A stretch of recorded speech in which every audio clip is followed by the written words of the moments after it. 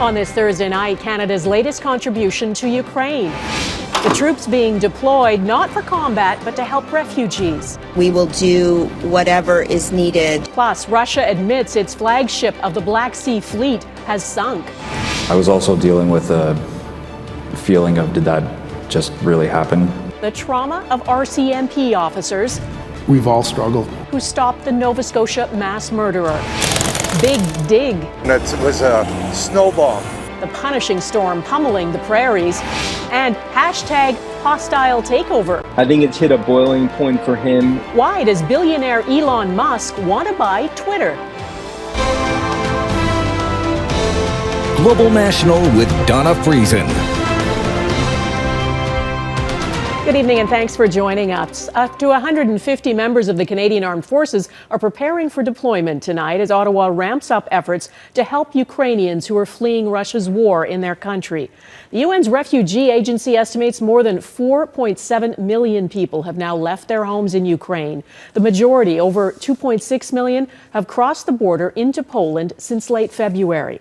That's where the small contingent of Canadian troops is heading, a part of a humanitarian mission. Ottawa has promised to take in an unlimited number of Ukrainians. The country has now endured 50 days of Russian bombardment. What the country's president says he needs immediately is more heavy weapons from the West to prevent what he calls a coming bloodbath. David Akin has our top story on Canada's latest contribution.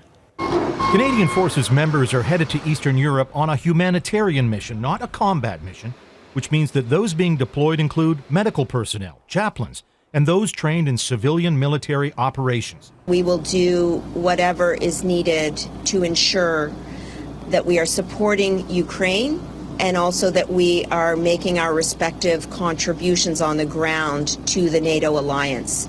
And this mission in Poland is part of that commitment.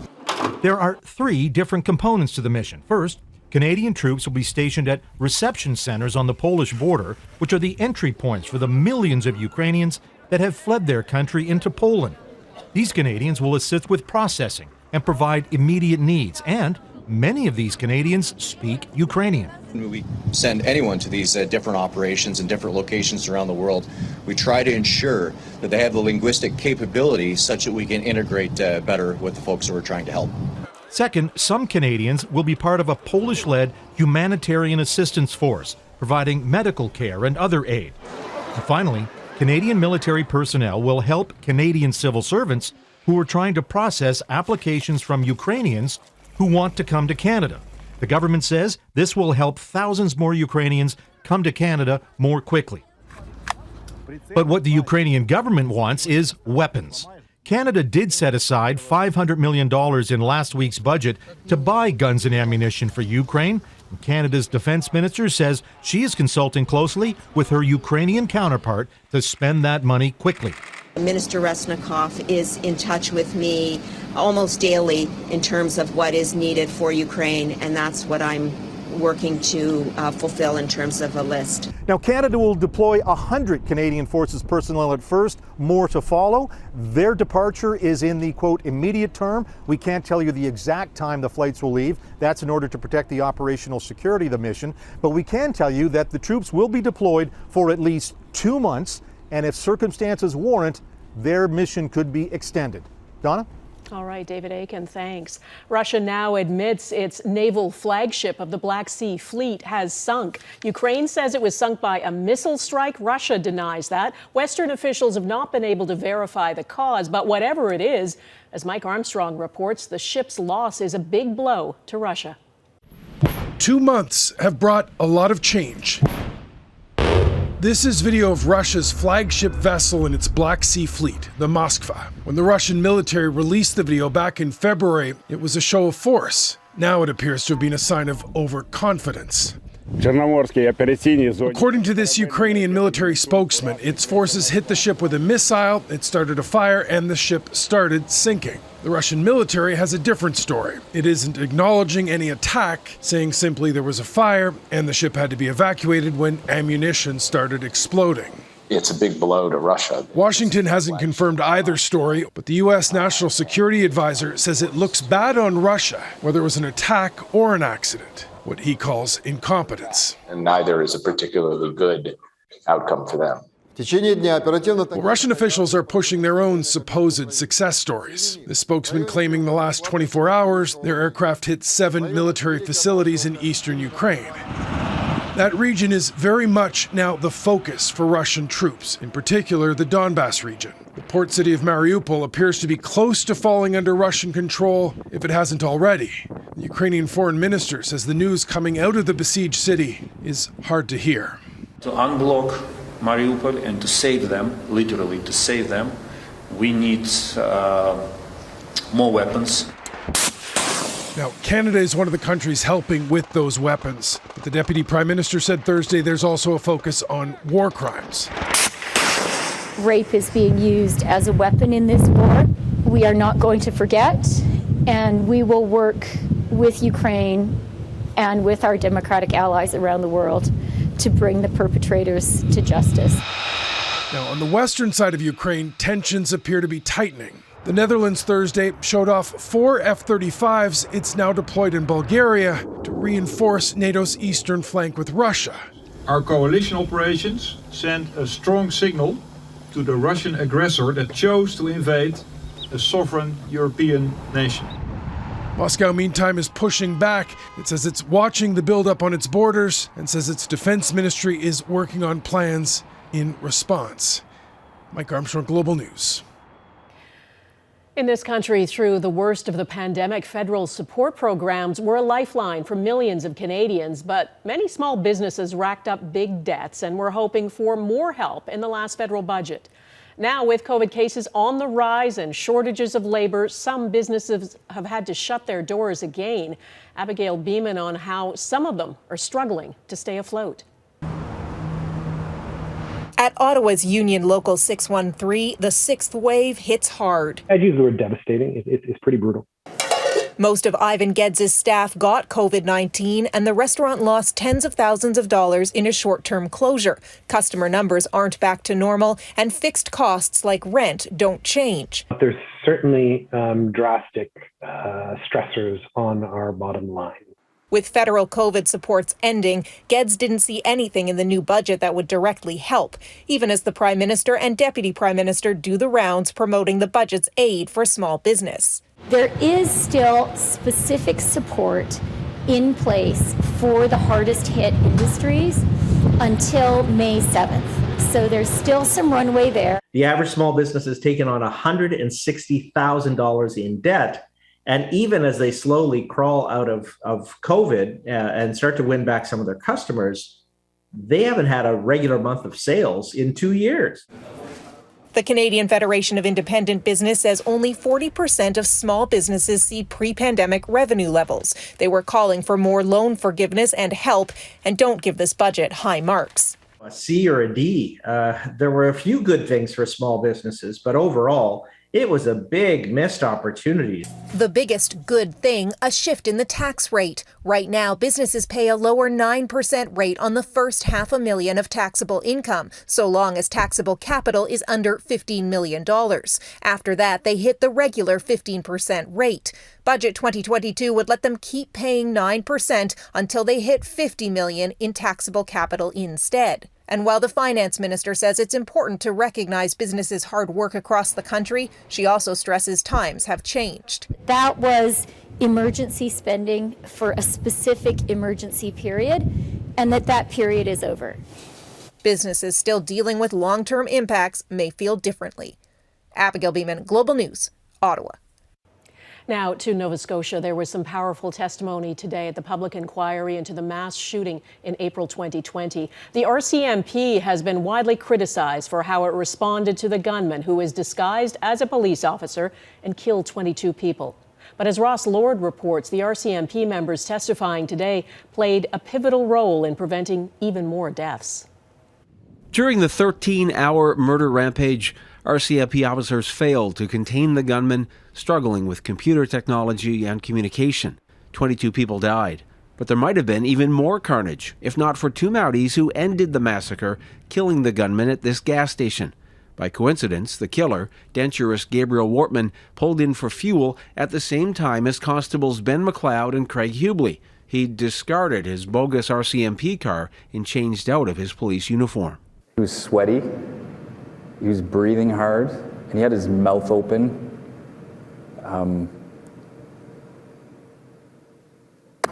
He looked like a prize fighter sitting down between rounds, like that kind of exhaustion. The officers told the public inquiry when the gunman reached for a handgun, they opened fire. Pump 6, Enfield, big stop. Suspect is down in his vehicle, multiple shots away. There's another key detail the RCMP has never mentioned until now. As I started to shoot, simultaneously, the perpetrator brought that pistol up to the right side of his temple. The gunman shot himself with the Smith & Wesson pistol he stole from one of his victims, RCMP Constable Heidi Stevenson. Nova Scotia's chief medical examiner testified it's likely the lethal shots came from Hubley and MacLeod. I was also dealing with a feeling of, did that just really happen? It was such a shock. We've all struggled. We saw a lot that night, and every one of us just wanted to find him. Their decisive actions don't erase questions about the RCMP's overall response and their failure to initiate an emergency alert for the general public that might have prevented some of the 22 murders. The vast majority of Nova Scotians were oblivious to the seriousness of the threat and to the proximity of the threat. The inquiry will not sit next week, the second anniversary of the massacre. An interim report is due in May with a final report planned for November. Ross Lord, Global News. In New York City, the man who federal prosecutors say carried out a violent, well-planned attack on the subway has been ordered to be held without bail. Prosecutors say 62-year-old Frank James is a flight risk and an ongoing danger to the community. James was arrested Wednesday after a 30-hour manhunt. He faces a federal terrorism charge, accused of setting off smoke bombs and firing dozens of shots inside a crowded subway train. Prosecutors say at least 30 people were injured. If convicted, James could spend life in prison. The big cleanup after hunkering down. Next, how the Prairies just can't escape winter.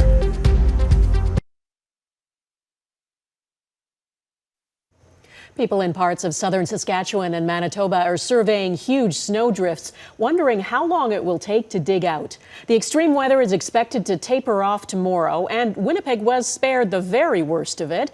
Heather Urix-West is there for us again tonight. Heather. Donna, it has been 2 days of wind and snow here in the city, with the wind chill now approaching -20. But Winnipeggers are counting themselves lucky, having escaped the massive amount of snow now blanketing several other communities in southern Manitoba and Saskatchewan. They knew the storm was coming, but for the people of Estevan, Saskatchewan, this much snow was still a bit of a shock. It was a snow bomb. 24 hours, and we got 10, 12-foot snowbanks. Cars were buried. We got jacked up trucks, four-wheel drive trucks stuck all over town. City officials are calling it the worst storm this community has ever seen, though they definitely were not alone. Northwest of Winnipeg, the Onino, Manitoba area saw almost 90 centimeters fall in a single day.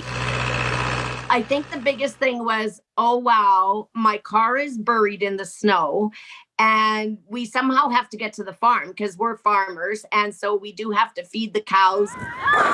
In Winnipeg, most students remained off school Thursday, enjoying the first snow days for all Metro school divisions in 25 years. People can build a snowman.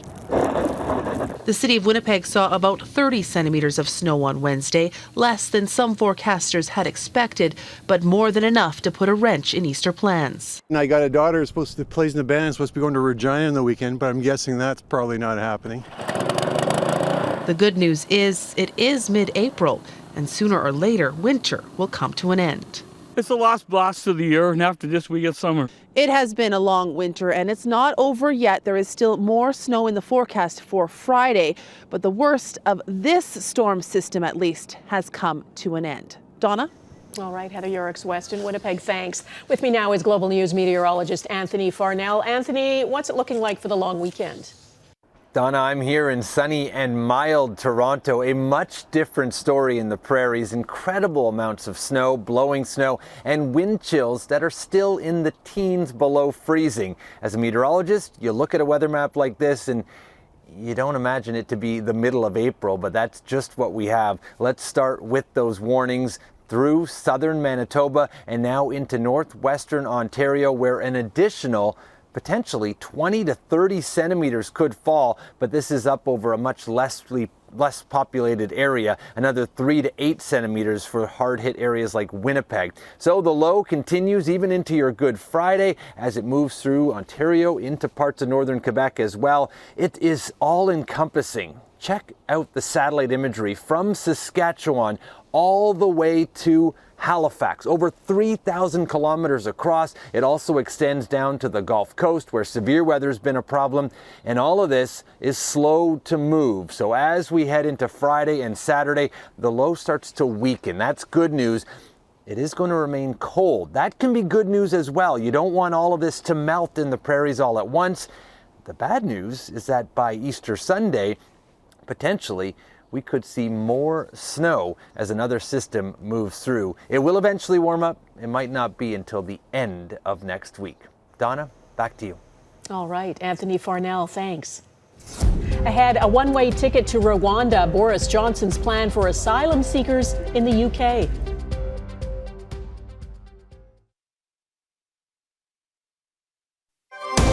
You're watching Global National.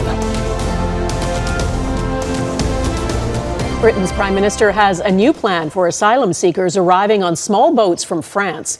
Boris Johnson wants to send them to Rwanda, one of the poorest countries in the world. His government is paying Rwanda nearly $200 million to take in people the UK turns away, calling it a bold step to break the business model of people smugglers. As Crystal Gamansing reports, critics have jumped on it as a chilling, cruel and nasty idea.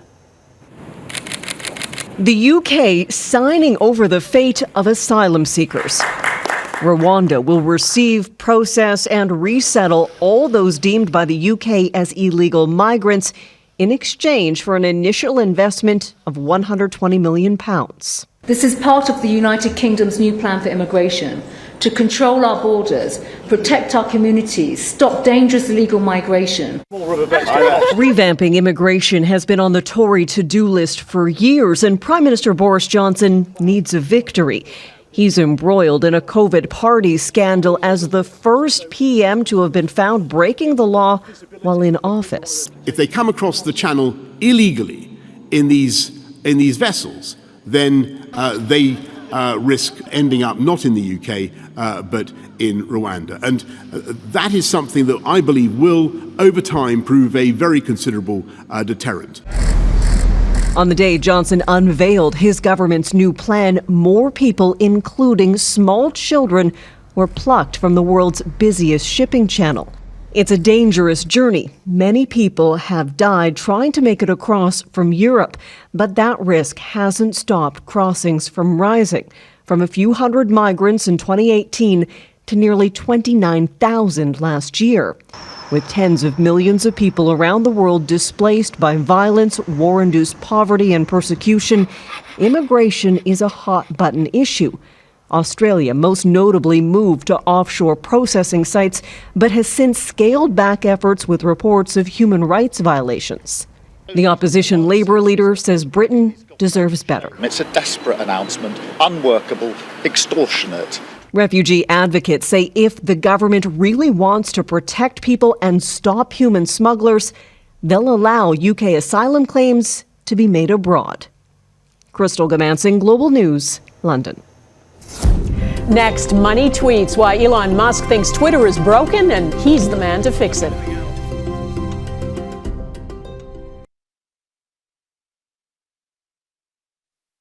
For a couple of weeks now, Elon Musk has been taunting Twitter, buying a stake in the company, agreeing to sit on the board and then withdrawing from that, and then launching a bid to buy the whole company. It's a $43 billion U.S. offer. Musk calls himself a free speech absolutist. He says Twitter has lost its way and claims he can unlock its potential. Jackson Prosco explains what that might mean. He dominates the electric vehicle industry. Endeavour launches and controls an increasingly large part of outer space. But it's cyberspace that has grabbed the attention of Elon Musk as the world's richest man looks to indulge his Twitter obsession with a planned hostile takeover of the social media platform. It seems to be happy to create chaos in some way or another and see what the stock does in response. In what he called his best and final offer, Musk proposed to buy Twitter at a premium and take the company private. He threatened to sell his existing 10% stake if he doesn't get his way. I'm not sure that I will actually be able to acquire it. At the TED 2022 conference in Vancouver, Musk explained he wants Twitter to be driven by absolute free speech, with almost no rules about what gets posted. It's just really important that people have both the reality and the perception that they're able to speak freely within the bounds of the law. Of course, Donald Trump wasn't breaking any laws when he tweeted lies about a stolen election. After his supporters attacked the U.S. Capitol, Twitter banned him for inciting violence. Musk seems to be hinting if he owns the site, that could change. I really don't think that would help with some of the big issues that Twitter is facing today around, bullying and just the toxic environment that sometimes is created on the platform. Still, the $43 billion U.S. price tag is a lot, even for a billionaire like Musk. Large shareholders have already said no thanks. Twitter's board would have to approve the deal. I think for the Twitter board and for the executives there, this becomes their worst nightmare. Even if Musk is unsuccessful, his takeover attempt is likely to force radical changes at Twitter as users debate whether the big tech platform should shoulder even bigger responsibilities. Jackson Prosco, Global News, Washington. That is Global National for this Thursday. I'm Donna Friesen. Tonight's Your Canada is Cape Breton Island, Nova Scotia. We'd love to see Your Canada. Please email it to viewers@globalnational.com. Thanks for watching. Chris Galis will be at the anchor desk tomorrow, and I will see you again next week. Have a lovely weekend. Bye-bye.